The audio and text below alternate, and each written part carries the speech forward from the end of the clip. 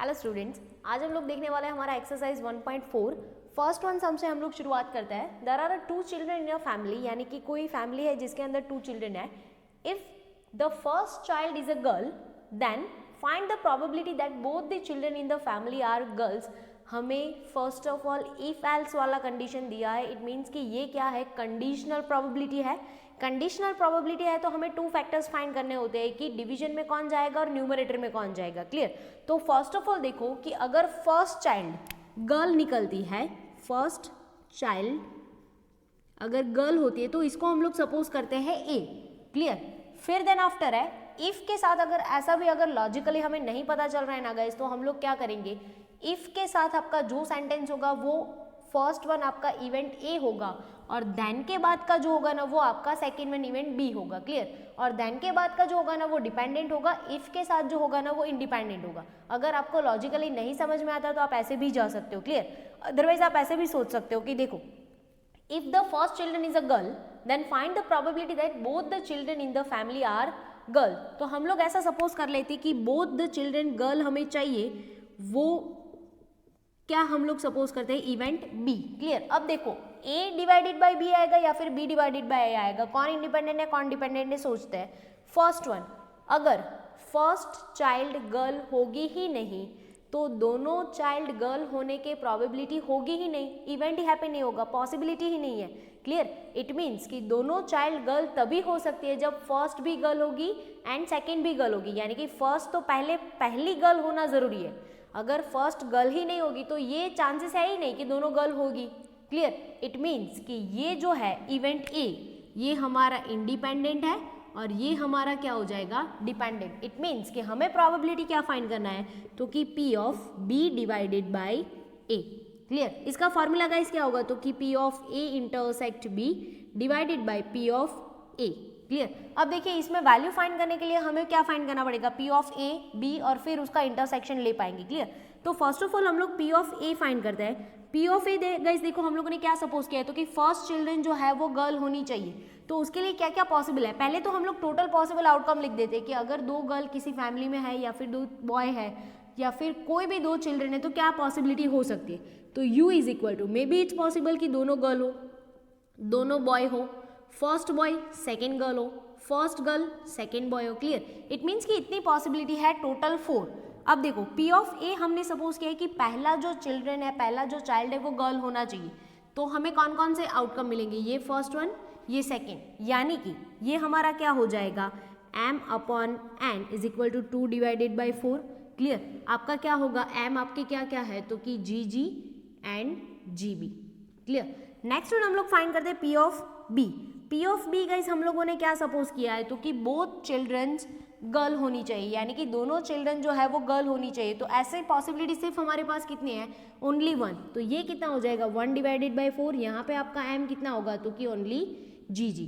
अब हमें ये वैल्यू भी तो पुट करने के लिए चाहिए, P of A intersect B m upon n आपका गाइस क्या हो जाएगा, देखो इन दोनों में से कॉमन निकालो। इंटरसेक्शन का मतलब तो यही होगा कि जो दोनों में सेम सेम होगा वो सिर्फ कितना एलिमेंट सेम है 1, यानी कि ये हो जाएगा 1 डिवाइडेड बाय 4। अब हम लोग यहाँ पे वैल्यू पुट करते हैं, P of A intersect B हमें मिला 1/4, यानी कि 1 divided by 4 divided by P of A हमारा कितना है 2 डिवाइडेड बाय 4। क्लियर? ये कैसा हो जाएगा 1/4 इंटू 4/2, ये दोनों कैंसिल होके हमारा अल्टीमेट लास्ट आंसर क्या हो जाएगा गाइस, 1 डिवाइडेड बाय 2। क्लियर?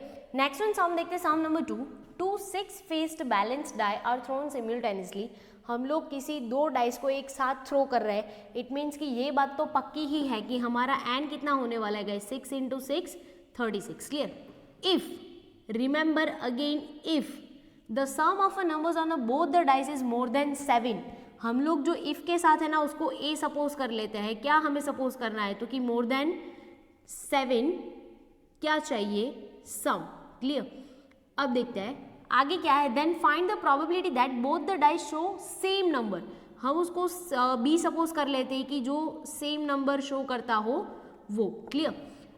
अब देखो हमें फाइंड क्या करना है, तो कि if the sum of a number on the both the dice is more than 7, यानी कि जो हमारा टोटल होगा सम होगा वो 7 से ज़्यादा होना चाहिए। Then find the probability that both the dice show same number, तो दोनों डाइस के ऊपर सेम नंबर आता है, ऐसे कितनी पॉसिबिलिटी हो सकती है। क्लियर। अब देखिए ए दिया है, बी दिया है, हम लोगों ने ए सपोज किया है मोर देन 7, तो फर्स्ट ऑफ ऑल हमें ये कैसे पता चलेगा कि इफ एल्स दिया है तो कंडीशनल इतना तो पता चल गया, लेकिन बी न्यूमरेटर में आएगा या फिर ए न्यूमरेटर में आएगा ये कैसे पता चलेगा।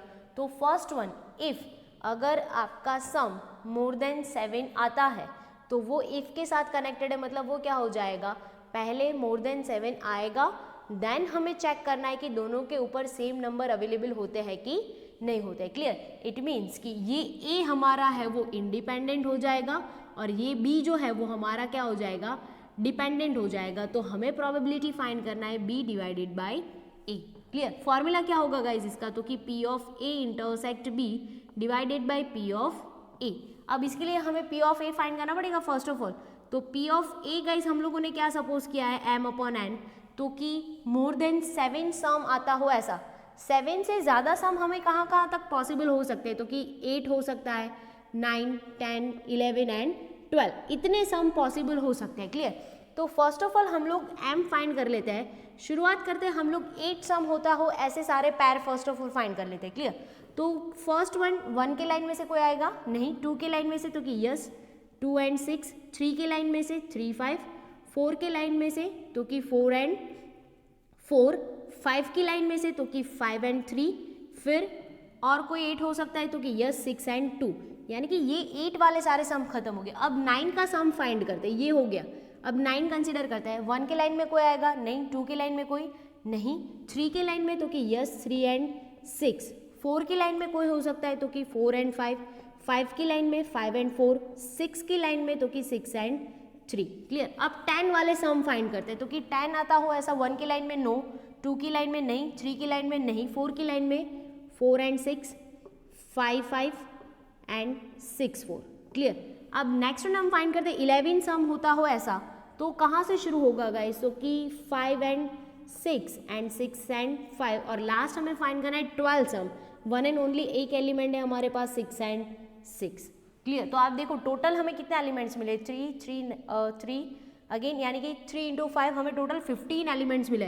प्रोबेबिलिटी कितना होगा हमारा 15 डिवाइडेड बाई 36। अब देखो पी ऑफ बी हमने क्या सपोज किया है, तो कि सेम नंबर शो करते हो ऐसे एलिमेंट्स, तो कि P of B is equal to M upon N कितना हो जाएगा, तो first of all M find करते हैं, सेम नंबर होने चाहिए, यानी कि ऐसा आएगा 1 1, 2 2, 3 3, 4 4, 5 5 एंड 6 6। क्लियर। टोटल हमें m कितना मिला, तो कि 6 डिवाइडेड बाई 36। क्लियर। अब हमें वैल्यू पुट करने के लिए a इंटरसेक्ट b भी तो चाहिए, तो वो भी फाइंड कर लेते हैं, p of a intersect b।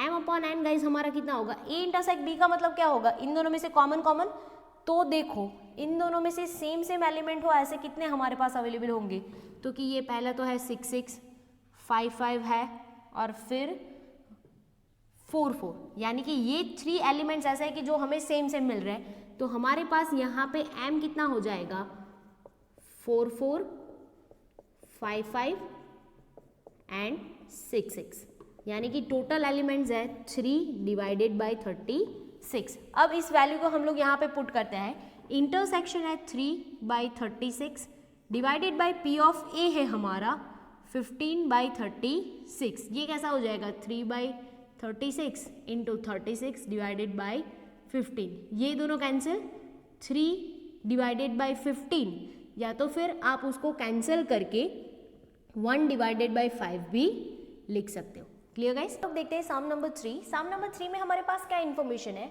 Among the various vehicle owner visiting a petrol pump, यानी कि बहुत सारे अलग अलग व्हीकल के ऑनर पेट्रोल पंप की विजिट पे आता है, बट क्यों आता है, 80% vehicle owner visit to fill petrol, यानी कि पेट्रोल फिल करवाने के लिए टोटल 80% लोग आते हैं। तो हम लोग कुछ सपोज कर लेते हैं कि पी ऑफ ए जो है वो हमारा है 80%, इट मीन्स कि ये हो जाएगा 80 डिवाइडेड बाई 100। क्लियर। हम लोगों ने ए सपोज किया है किसको, तो कि जो पेट्रोल फिल करवाने के लिए आता है उसको। फिर देन आफ्टर है in their vehicle and 60% vehicle owner visit to fill air in their vehicle, यानी कि जो 60% लोग हैं उसको हम लोग सपोज कर लेते हैं P ऑफ B, यानी कि 60% कितना हो जाएगा 60 डिवाइडेड बाई 100। वो लोग क्यों आते हैं, तो कि एयर फिल करवाने के लिए आते हैं, क्लियर। और इसको हम लोगों ने सपोज कर लिया है B करके। अब आगे देखते हैं 50% vehicle owner visit to fill air and petrol, यानी कि 50% लोग ऐसे हैं कि जो एयर और साथ में पेट्रोल दोनों फिल करवाने के लिए आते हैं, एंड दिया है।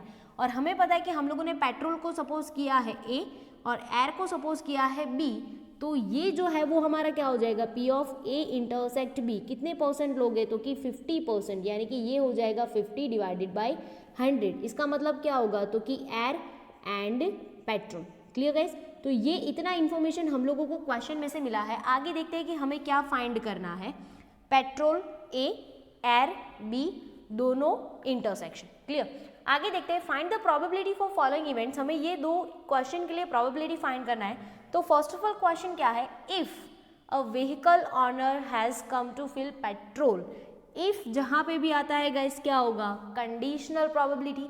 चलो इतना हमें पता चल गया कि कंडीशनल प्रोबेबिलिटी है, इफ एंड एल्स वाला कंडीशन दिया है, दैट्स वाई। क्लियर, अब डिसाइड ये करना है कि हमारा जो A है वो न्यूमरेटर में जाएगा या फिर B न्यूमरेटर में जाएगा। क्लियर, यानी कि न्यूमरेटर डिनोमिनेटर में क्या रहेगा ना, वो डिसाइड करते हैं। तो फर्स्ट ऑफ ऑल क्या है, if a vehicle owner has to come fill petrol, यानी कि अगर ऑनर पेट्रोल फिल करवाने के लिए आता है तो in his vehicle then that vehicle owner will fill air in his vehicle, यानी कि अगर वो पेट्रोल फिल करवाने के लिए आएगा तो वो एयर फिल करेगा, यानी कि पेट्रोल के लिए आना जरूरी है। इट मीन्स कि ये कितना हो गया हमारा इंडिपेंडेंट, तो ये क्या हो जाएगा P ऑफ, और पेट्रोल को हम लोगों ने क्या सपोज किया है A। इंडिपेंडेंट कहाँ पे रहता है गाइज, डिनोमिनेटर में। क्लियर, तो न्यूमरेटर में गाइज क्या आएगा B। क्लियर गाइज, इसका मतलब समझ में आया। आप पूरा सेंटेंस पढ़ोगे तो आपको पता चल जाएगा कि अगर कोई ऑनर पेट्रोल के लिए आता है तो फिर बाद में वो एयर फिल करवा के जाता है। क्लियर, यानी कि एयर फिल करवाने वो कब आएगा, जब पेट्रोल के लिए आएगा तब, यानी कि पेट्रोल हमारा क्या हो जाएगा इंडिपेंडेंट और एयर हमारा क्या हो जाएगा डिपेंडेंट। क्लियर, तो ये ऐसा हो जाएगा B बाई A। हमें इसका फॉर्मूला पता है P of A intersect B divided by P of A। Clear, A intersect B का वैल्यू हमारे पास पता है, यस, तो कि 50 डिवाइडेड बाई 100, और P ऑफ A का कितना है, तो कि 80 डिवाइडेड बाई 100। अब देखो ये कैसा हो जाएगा 50 divided by 100 into 100 divided by 80, ये दोनों कैंसिल हो जाएंगे, ये 0 0 भी कट। लास्ट फाइनल आंसर क्या होगा 5 divided by 8। Clear, next one question देखते हैं कि उसमें हमें क्या फाइंड करना है। तो कि फिल इफ, यहाँ पे भी हमें इफ दिया, इट मीन्स कि हमें कंडीशनल प्रोबेबिलिटी का पता चल गया। If a vehicle owner has come to fill air, if अगर वो एयर फिल करवाने के लिए आता है तो in his vehicle then that vehicle owner will fill petrol, यानी कि अगर वो एयर फिल करवाने के लिए आएगा तो फिर वो पेट्रोल फिल करवाएगा। क्लियर, इट मीन्स कि एयर यहाँ पे क्या है इंडिपेंडेंट और पेट्रोल हमारा क्या है डिपेंडेंट। तो एयर को हम लोगों ने सपोज किया था B, और जो कि हमारा इंडिपेंडेंट है तो डिवीजन में जाएगा, तो पेट्रोल हमारा न्यूमरेटर। क्लियर, इसका फॉर्मूला गाइस क्या होगा, तो कि P of A intersect B divided by P of B। Clear, A intersect B का वैल्यू हमें पता है, तो कि 50 divided by 100 divided by P of B का भी पता है 60 बाई 100।